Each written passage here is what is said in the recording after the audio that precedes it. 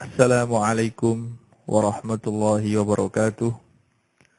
Bismillahirrahmanirrahim. Alhamdulillahi rabbil alamin. Wassalatu wassalamu ala ashrafil anbiya'i wal mursalin. Sayyidina Muhammadin wa ala alihi wa ashabihi wa man tabi'ahu ila yaumiddin. Amma ba'du. Para pendengar yang saya muliakan, seperti biasa alhamdulillah pada malam hari ini kita bisa bersua kembali dalam acara kita, dalam kajian rutin kita, kajian fikih, kajian kitab takrib yang dikarang oleh Imam Abi Suja. Alhamdulillah pada kesempatan kita yang lalu telah kita baca dan telah kita terangkan mengenai masalah siwak. Dalam kajian kita kali ini kita akan memasuki pembahasan yang sangat penting yang kita lakukan setiap hari, yang mana sholat kita tidak akan sah jika kita tidak mengerti dan memahami masalah yang akan kita bahas pada malam hari ini. Masalah yang akan kita bahas pada malam hari ini yaitu mengenai masalah wudu. Tentunya sebagai orang Islam, setiap orang Islam harus memahami dengan benar cara-cara dia berwudu. Dia harus bisa mengetahui bagaimana wudu yang sah, bagaimana wudu yang telah diajarkan oleh Rasulullah SAW, sehingga kalau wudunya sah, maka insya Allah sholatnya juga akan sah, karena kuncinya sholat adalah wudu. Kalau wudunya benar, maka dan dia mengerti cara-cara sholat, maka insya Allah sholatnya akan benar juga. Para pendengar yang saya muliakan, yang akan kita bahas pada malam hari ini yaitu pertama kita akan membahas mengenai fardu wudu. Bismillahirrahmanirrahim. Qala al-musannifu al-imam Ahmad bin Husain al-Asfihani asy-Syafi'i rahimallahu ta'ala wa nafa'ana bi ulumihi fid dharain amin fi kitabihi at-takrib ila qawlihi faslun wa faraidul wudu'i sittatun an-niyyatu 'inda ghuslil wajhi wa ghuslul yadaini ma'al mirfaqaini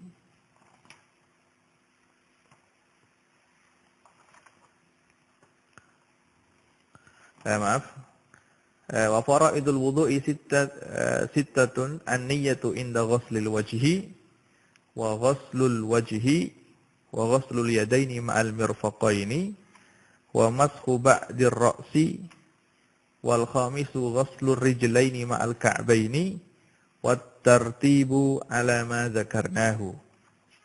Yang artinya fardunya wudu itu ada 6.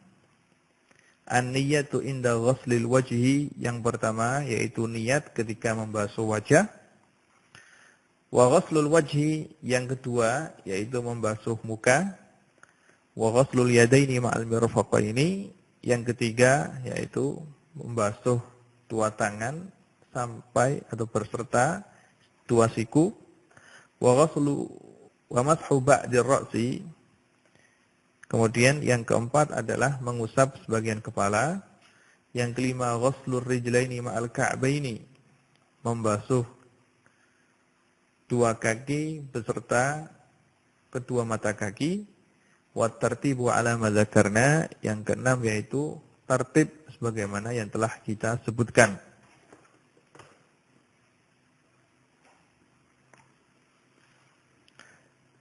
Sebelum kita membahas secara terperinci, perlu kita ketahui bahwasanya kalimat al-wudu, Kalimat al-wudu menurut bahasa diambil dari kata-kata al-wadha'ah yang artinya adalah al-husnu, yaitu hal yang bagus dan yang menggembirakan. Ini adalah kalau kita lihat dari arti bahasa. Kalau kita lihat dari segi istilah yang disebutkan oleh para ahli fikih, wudu adalah isti'malul ma'i fi a'dha'in makhsusatin ma'aniyah, yaitu memakai air pada bagian-bagian tubuh tertentu disertai dengan niat. Ini adalah arti daripada wudu menurut istilah ulama fikih. Fardunya wudu, sebagaimana yang saya sebutkan tadi, ada 6. Yang pertama adalah niat. Yang kedua adalah membasuh wajah. Yang ketiga adalah membasuh 2 tangan beserta kedua siku. Yang keempat adalah mengusap sebagian kepala.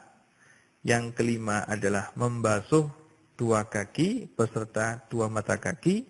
Yang keenam adalah tertib sebagaimana yang telah kita sebutkan tadi. Dan wudu ini adalah hukumnya wajib bagi orang yang ingin melakukan sholat atau melakukan ibadah yang tidak sah kecuali dengan berwudu terlebih dahulu. Allah Subhanahu wa taala telah berfirman dalam surat Al-Maidah ayat 6 yang bunyinya, Ya ayyuhalladzina amanu idza qumtum ilas sholati faghsilu wujuhakum wa aydiyakum ilal marafiqi wamsahu bi ru'usikum wa arjulakum ilal ka'bain. Yang artinya, wahai orang-orang yang beriman, jika kamu hendak melakukan sholat, faghsilu wujuhakum, maka basuhlah muka-muka kamu, wa aydiyakum, dan tangan-tangan kamu, ilal marafiqi, beserta kedua siku kamu, wamsahu bi ru'usikum, dan usaplah kepala kamu, wa arjulakum, dan basuhlah kaki kamu, ilal ka'bain, beserta kedua mata kaki. Dari ayat ini Allah Subhanahu wa taala telah menyebutkan rukun-rukun wudu secara tertib. Yang pertama yaitu Allah Subhanahu wa taala berfirman, jika kamu ingin sholat maka basuhlah wajah kamu. Kemudian tangan kamu beserta dengan kedua siku. Kemudian usaplah kepala kamu. Kemudian basuhlah kedua kaki kamu. Allah Subhanahu wa taala dalam ayat ini menyuruh kita jika kita ingin melakukan sholat untuk melakukan wudu terlebih dahulu. Fardu yang pertama dari kefarduan wudu adalah niat.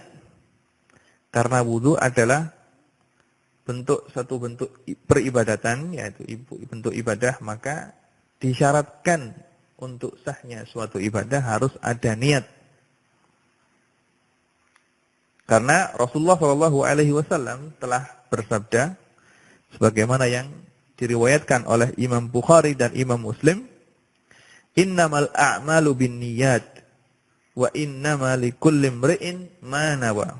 Yang artinya sesungguhnya sahnya setiap pekerjaan itu hanya dengan niat. Wa innama likulli imri'in ma nawa, dan setiap orang akan mendapatkan sesuatu yang telah dia niati. Jadi segala bentuk ibadah yang kita lakukan haruslah disertai dengan niat terlebih dahulu. Ini adalah madhabnya Imam Syafi'i. Segala bentuk peribadatan kalau tidak disertai dengan niat, maka ibadah itu tidak sah. Karena wudu ini adalah suatu bentuk ibadah, begitu juga mandi, wudu, tayamum, termasuk dalam kategori ibadah, maka disyaratkan untuk sahnya wudu harus ada niat terlebih dahulu. Dan niat, apa sih niat itu?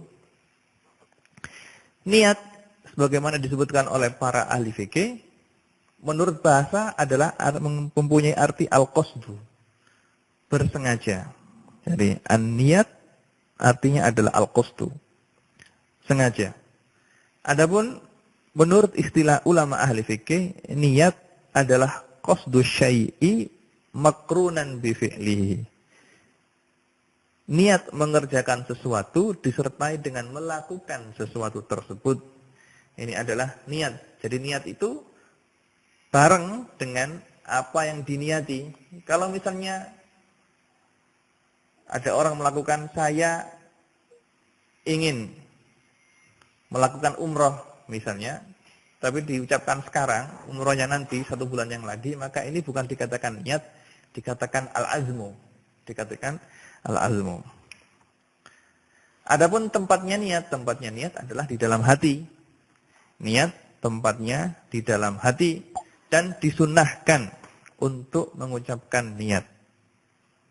Jadi sunnah kalau wudu maka niatnya di dalam hati saja, tetapi sunnah untuk melafadzkan atau mengucapkan niat tersebut dengan lisan agar lisannya bisa membantu hatinya agar bertambah khusyuk dalam berwudu. Begitu juga dalam sholat, niat dalam hati beserta dengan takbir agar takbir ini membantu bertambah khusyuk di dalam sholatnya. Adapun disunnahkannya untuk melafadzkan niat ini adalah karena Rasulullah Shallallahu Alaihi Wasallam ketika haji wada, beliau ketika ingin melakukan ihram, ingin memulai ibadah haji, Rasulullah Shallallahu Alaihi Wasallam melafadzkan niat. Beliau bersabda, Allahumma labbaik Allahumma bihajjin. Rasulullah Shallallahu Alaihi Wasallam ketika ihram mau mengerjakan haji wada, beliau melafadzkan niatnya dan mengatakan Allahumma labbaik Allahumma bihajjin. Ulama Syafi'iyah mengatakan bahwasanya disunatkan untuk melafadzkan niat. Yang dilakukan oleh Rasulullah Shallallahu Alaihi Wasallam adalah dalam ibadah haji, tetapi ulama Syafi'iyah mengatakan segala bentuk ibadah selain ibadah haji dikiaskan kepada ibadah haji. Maka jangan sampai terpengaruh dengan omongan orang yang mengatakan bahwasanya mengucapkan niat itu hukumnya adalah bid'ah. Bukan, itu ada dalilnya. Dalilnya adalah apa yang telah dilakukan oleh Rasulullah Sallallahu Alaihi Wasallam. Adapun waktu niat adalah sebagaimana disebutkan oleh Imam Abi Suja di sini inda ghuslil wajhi. Karena pertama kali perbuatan yang dilakukan oleh orang yang melakukan wudu adalah membasuh muka, maka niat ini harus dibarengkan dengan membasuh muka. Begitu juga karena yang pertama kali dilakukan oleh orang yang sholat itu adalah takbir, maka niatnya orang sholat harus bersamaan dengan takbir. Karena apa? Seperti yang saya jelaskan tadi, niat adalah qasdu syai'i muqtarinan bi fi'lihi. Sengaja melakukan sesuatu, niat melakukan sesuatu yang dibarengkan dengan mengerjakannya. Jadi, waktunya niat adalah ketika pertama kali membasuh wajah. Adapun caranya niat, cara niat adalah dengan mengucapkan nawaitu fardhul wudu atau nawaitu raf'al hadats atau nawaitul wudu'a li raf'il hadatsil asghar. Kalau memang tidak bisa mengucapkannya dengan bahasa Arab, yang diucapkan dengan bahasa Indonesia tidak apa-apa. Dengan mengucapkan saya niat wudu untuk sholat atau saya niat untuk melakukan wudu, sudah cukup. Sudah cukup. Kalau memang tidak bisa mengucapkan dengan bahasa Arab, boleh niat itu diucapkan dengan bahasa Indonesia, tidak apa-apa. Kemudian fardu yang kedua, jadi fardu yang pertama adalah niat, fardu yang kedua adalah membasuh semua wajah. Membasuh semua wajah ini adalah fardu, wajib untuk dilakukan bagi orang yang wudu. Dalilnya adalah firman Allah yang telah saya sebutkan tadi. Faghsilu wujuhakum. Basuhlah wajah kamu. Jadi wajib untuk membasuh wajah. Sekarang yang menjadi pertanyaan, yang wajib dibasuh itu bagian yang mana? Nah, wajah ini mempunyai batasan, sebagaimana disebutkan oleh para ahli fikih. Wajah ini batasnya adalah mulai dari tempat tumbuhnya rambut sampai dagu. Ini adalah panjangnya. Lebarnya adalah mulai dari daun telinga sampai ke daun telinga yang satunya. Jadi itu adalah batasan daripada wajah ini. Mulai tempat tumbuhnya rambut di atas kepala ini sampai dagu. Kemudian antara kedua telinga, ini adalah batas daripada wajah. Dan diwajibkan, diharuskan untuk membasuh semua bulu yang ada di wajah. Jadi segala bagian yang ada di wajah harus terkena air. Baik itu bulunya mata, alis misalnya, atau kumis, semuanya harus kena air. Cuma kalau orang tersebut mempunyai jenggot yang lebat, yang tebal, maka dia wajib untuk mengusap luar jenggot itu saja. Itu kalau memang jenggotnya lebat. Begitu juga kalau punya cambang lebat. Mulai dari telinganya sampai dagunya penuh dengan cambang dan punya jenggot yang lebat, maka yang wajib dibasuh adalah bagian luar jenggot itu saja. Tapi kalau jenggotnya itu jarang, maka harus membasuh jenggot tersebut luar dan dalam. Seperti juga wajib membasuh bulu mata luar dalam, juga alis mata luar dalam harus dibasuh. Begitu juga rambut atau bulu yang tumbuh di pipi, semuanya harus kena air.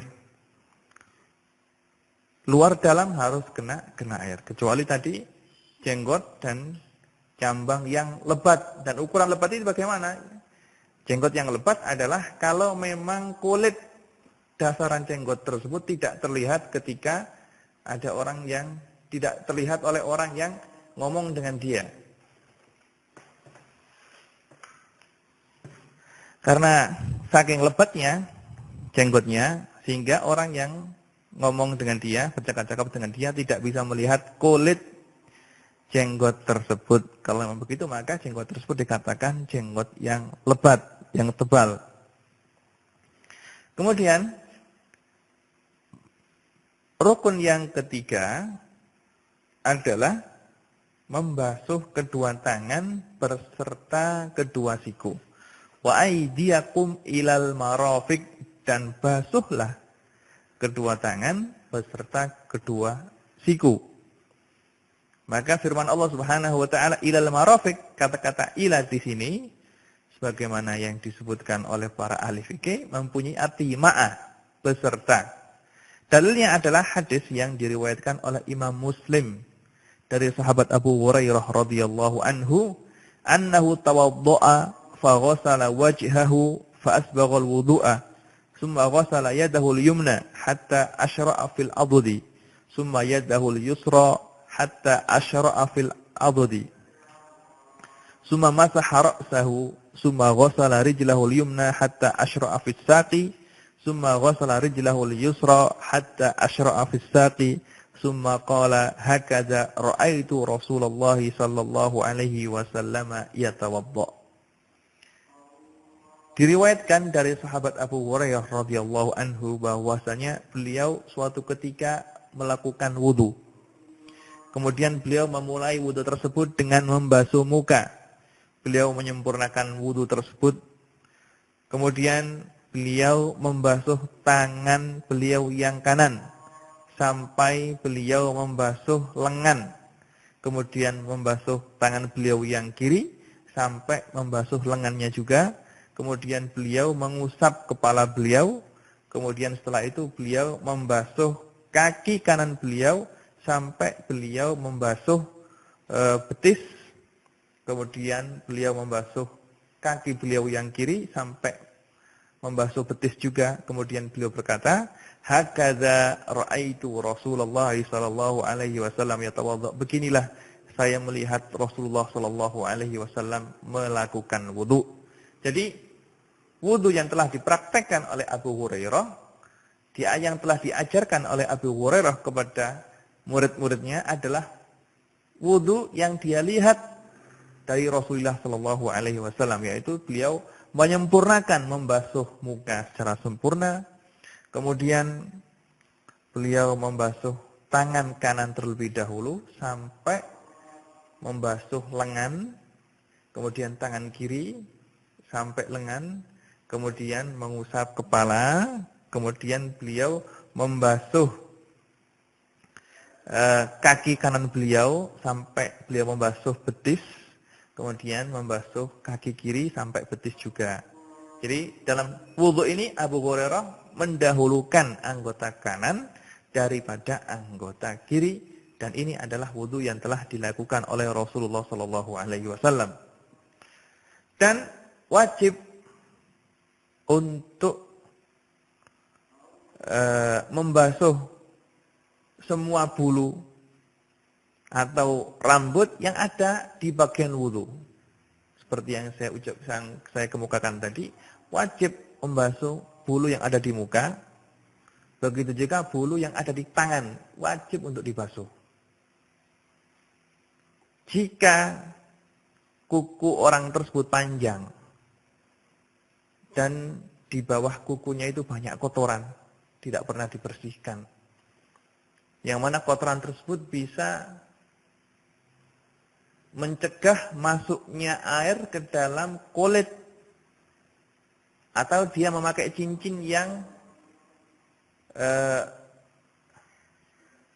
sesak cincinnya, kekecilan, yang kalau dipakai cincin tersebut bisa menahan air tidak bisa masuk ke dalam bawahnya cincin tersebut, maka wudunya tidak sah.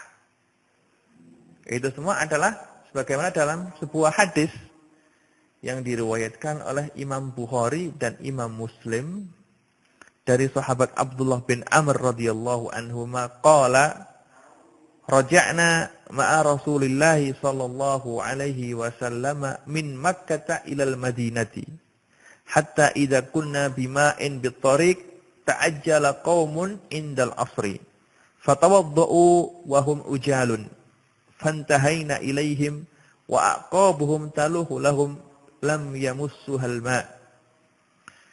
Faqala Rasulullah sallallahu alaihi wasallam wailun lil aqabi minan nar asbighul wudu'a. Diceritakan sebagaimana diriwayatkan oleh Imam Bukhari dan Imam Muslim dari sahabat Abdullah bin Amr radhiyallahu anhuma, bahwasanya beliau suatu ketika kembali dari perjalanan dari Mekah menuju Madinah. Ketika di perjalanan, rombongan menemukan air. Seperti kita ketahui bersama bahwasanya di Arab ini, di padang pasir ini jarang sekali ditemukan air. Apalagi zamannya Rasulullah Shallallahu Alaihi Wasallam, air itu sangat jarang. Maka ketika beliau kembali dari Mekah mau pulang ke Madinah, di tengah perjalanan rombongan tersebut menemukan air. Maka sebagian orang tergesa-gesa langsung menuju tempat air tersebut dan berwudu untuk melakukan sholat asar. Mereka tergesa-gesa wudunya, takut tidak kebagian air untuk wudu. Sehingga sampailah Rasulullah Shallallahu Alaihi Wasallam ke tempat itu juga. Dan ketika Rasulullah Shallallahu Alaihi Wasallam sampai di tempat itu, beliau melihat sebagian daripada kaki orang yang telah wudu di situ tidak terkena air. Dan Rasulullah Shallallahu Alaihi Wasallam melihat hal tersebut. Ketika melihat hal tersebut, Rasulullah Shallallahu Alaihi Wasallam bersabda, wailun lil aqabi minan nar asbighul wudu'a. Celakalah bagi orang yang kakinya tidak terkena air ketika wudu. Celaka, dia akan masuk neraka bagi orang yang kakinya ada bagian dari kakinya tidak kena air. Asbighul wudu'a, sempurnakan wudu kamu sekalian. Ini berarti jangan sampai kita wudhu itu di sana ada bagian baik dari tangan kita atau dari wajah kita, dari kaki kita, ada yang tidak kena air. Semuanya wajib kena air.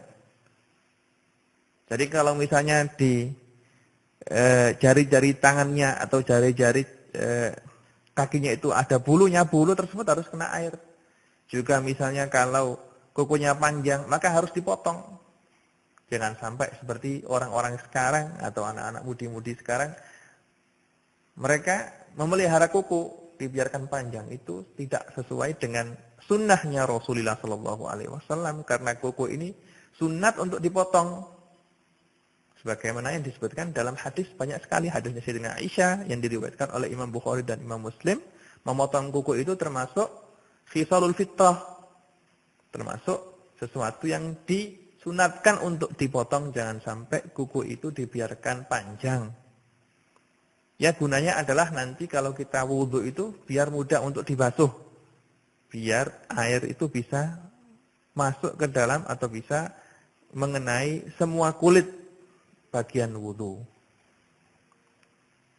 Adapun kalau orang yang memang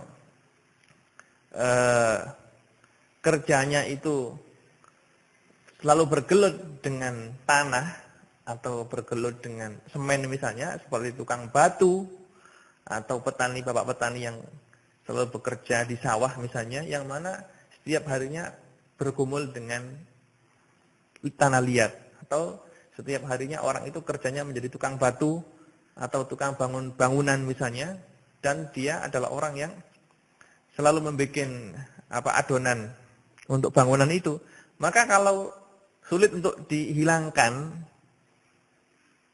bekas-bekas semen yang melekat di tangannya, di pojok tangannya itu, maka di sana ada pendapat yang mengatakan makfu.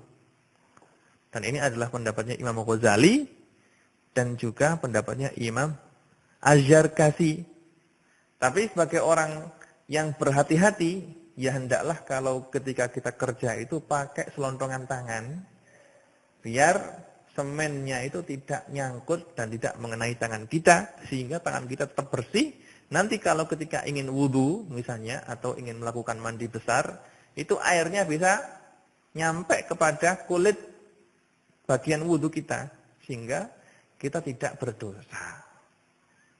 Bagaimanapun juga perkara agama ini harus lebih kita utamakan daripada yang lainnya. Tapi ala kulli halin, kalau memang sudah terlanjur dan tangannya sudah penuh dengan semen dan sulit untuk dihilangkan, di sana ada pendapat yang mengatakan dimakfuh, yaitu Imam Ghazali, dan pendapat ini dikuatkan oleh Imam Az-Zarkashi.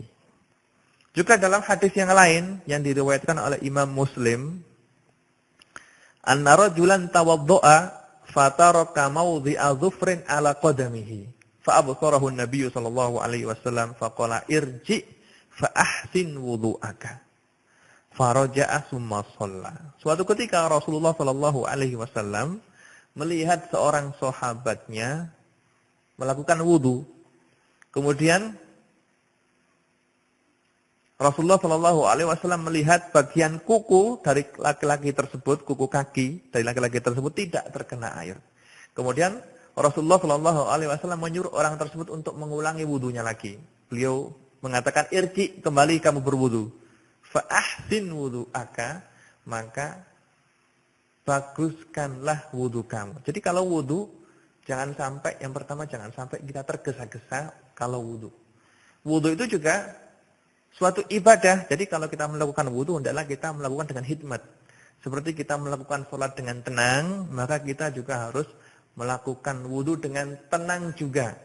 Diceritakan bahwasanya Sayyidina Ali Zainul Abidin, ketika beliau mengambil air untuk wudu, wajah beliau berubah menjadi merah. Seakan-akan beliau orang yang sangat ketakutan. Ketika mengambil air wudu, beliau terus seperti itu keadaannya. Maka para murid beliau bertanya, wahai imam, kenapa kok kita selalu melihat antum seperti orang yang sangat takut sekali kalau mengambil air untuk wudu? Ketika ditanya seperti ini, Imam Ali Zainal Abidin mengatakan, saya sangat takut sekali ketika melakukan wudu. Kenapa? Karena ketika saya ngambil air untuk wudu, saya ingat, saya wudu ini berarti saya akan menghadap kepada Allah Subhanahu wa taala. Menghadap zat yang telah menciptakan saya dan telah memberi saya kehidupan serta memberi saya rezeki. Maka dari itu kalau saya mengambil air untuk wudu, langsung datang khusyuk sehingga saya benar-benar sangat hikmat dalam berwudu. Maka sebagai orang yang taat untuk beribadah, maka jangan sampai kita itu wudu dengan tergesa-gesa. Karena Rasulullah Shallallahu Alaihi Wasallam memerintahkan umatnya untuk memperbaiki wudunya. Ahsin wudu'aka.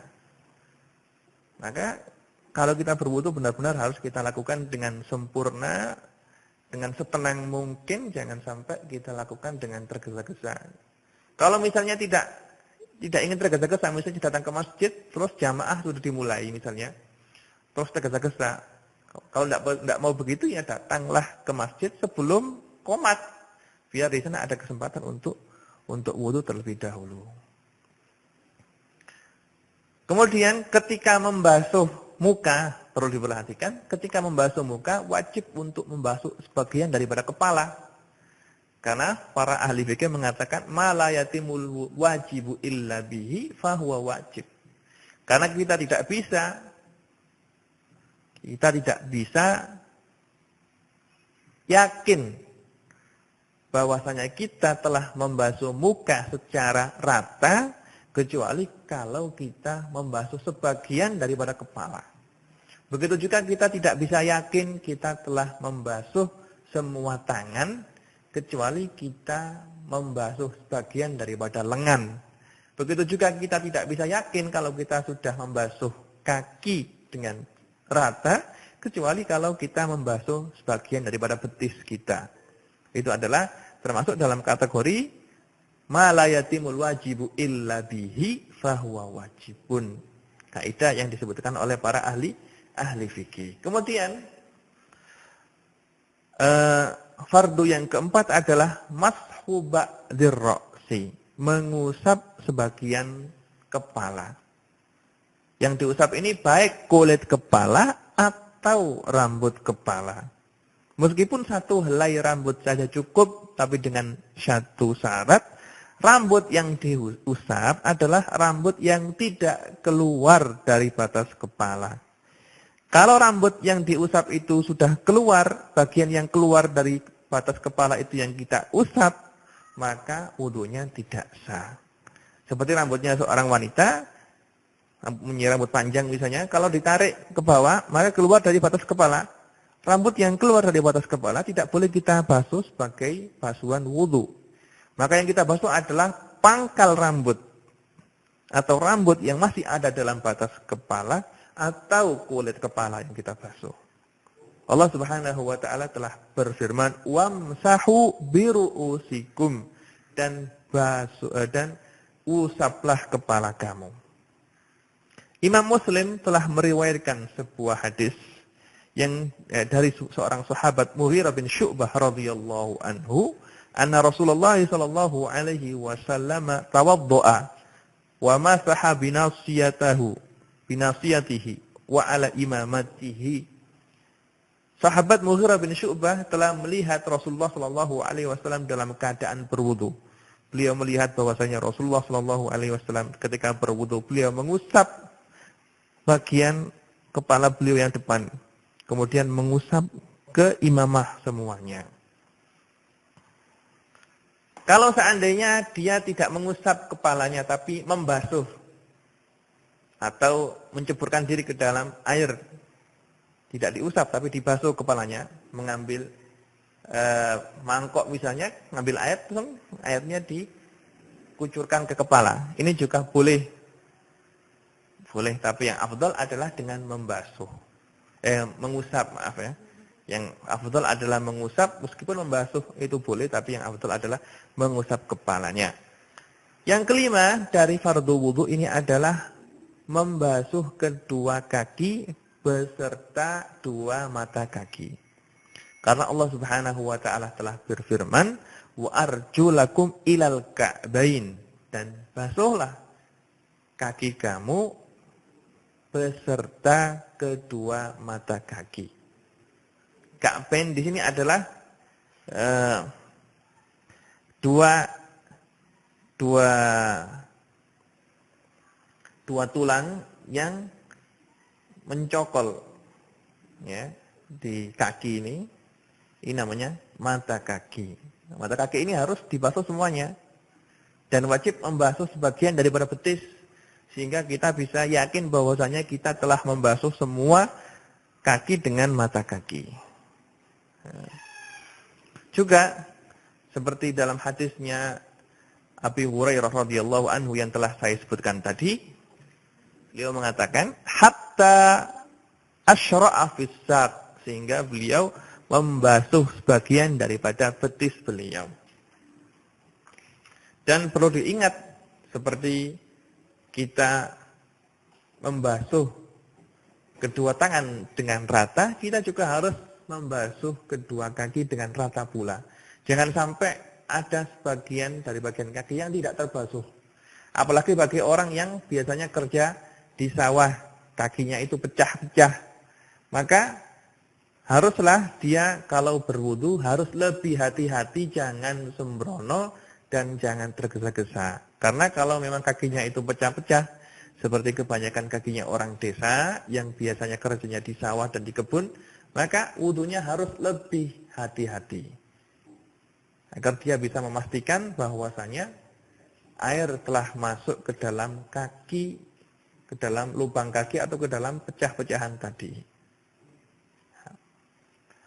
Kemudian fardu yang keenam adalah tertib. Jadi wudu secara tertib yang pertama kali dilakukan adalah membasuh muka dengan disertai niat, kemudian membasuh tangan, kemudian mengusap kepala, kemudian membasuh kedua kaki beserta mata kaki. Karena Allah Subhanahu wa taala dalam ayat yang mewajibkan kita untuk berwudu tadi menyebutkan cara wudu dengan cara tertib. Allah Subhanahu wa taala berfirman, "Ya ayyuhalladzina amanu idza qumtum ilas sholati faghsilu wujuhakum wa aydiyakum ilal marafiqi wamsahu bi ru'usikum wa arjulakum ilal ka'bain." Wahai orang-orang yang beriman, jika kamu ingin melakukan salat, faghsilu wujuhakum, maka basuhlah wajah kamu. Wa aydiyakum ilal marafiqi, dan basuhlah tangan kamu beserta siku kamu. Wamsahu bi ru'usikum, dan usaplah kepala kamu. Wa arjulakum, dan basuhlah kaki kamu ilal ka'bain beserta kedua mata kaki. Allah Subhanahu wa taala menyebutkan pekerjaan wudu ini secara tertib, maka kita harus mengerjakan wudu dengan tertib juga. Jangan sampai kita mendahulukan membasuh kedua tangan sebelum kita membasuh muka. Ini tidak boleh.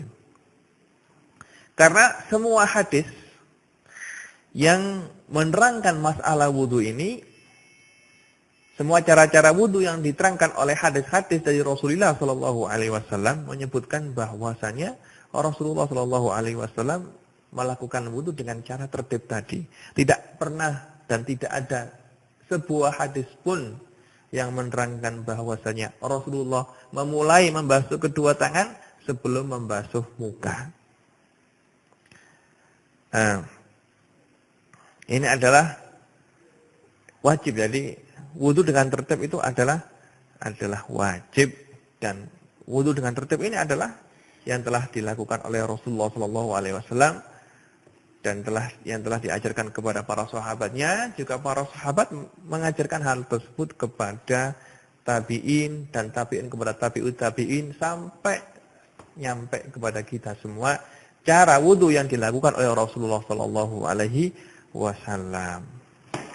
Kiranya cukup sekian kajian yang bisa kita kaji pada malam hari ini, yaitu mengenai fardu-fardunya wudu. InsyaAllah dalam kajian kita yang akan datang, kita akan membahas mengenai sunnah-sunnah wudu. Mudah-mudahan apa yang telah kita kaji bisa kita terapkan dan bisa kita amalkan. Karena ilmu yang tidak diamalkan tidak ada gunanya. seperti pohon yang tidak berbuah. Jadi kalau ada santri yang capek-capek belajar, kemudian tidak mau mengamalkan ilmunya, maka ya jangan belajar, lebih baik jangan belajar. Kerja saja biar dapat uang. Karena apa? Karena mencari ilmu adalah pekerjaan yang sangat mulia. Sangat mulia. Orang yang berilmu atau orang alim itu derajatnya lebih tinggi daripada orang yang ahli ibadah. Maka kalau kita mendapatkan ilmu, maka ilmu tersebut langsung kita terapkan dan langsung kita praktekkan dalam kehidupan kita, sehingga Allah Subhanahu wa taala memberikan berkah dan akan memberikan kita ilmu terhadap sesuatu yang belum kita ketahui. Man amila bima ya'lam, 'allamahullahu ma lam ya'lam. Yang artinya barang siapa yang mengamalkan sesuatu yang telah dia pelajari, maka Allah Subhanahu wa taala akan memberikan ilmu kepada dia sesuatu yang tidak pernah dia tahu. Nasallallahu subhanahu wa ta'ala ayaja'ala ilmana hujjatan lana la hujjatan alaina wa yaj'ala darsana darsan mubarakan wa yuwaffiqana lima yuhibbuhu wa yarda wa sallallahu ala sayyidina Muhammadin wa ala alihi wa sahbihi wa sallam. Subhana rabbika rabbil izzati amma yasifun wa salamun al mursalin walhamdulillahi rabbil alamin. Wassalamu alaikum warahmatullahi wabarakatuh.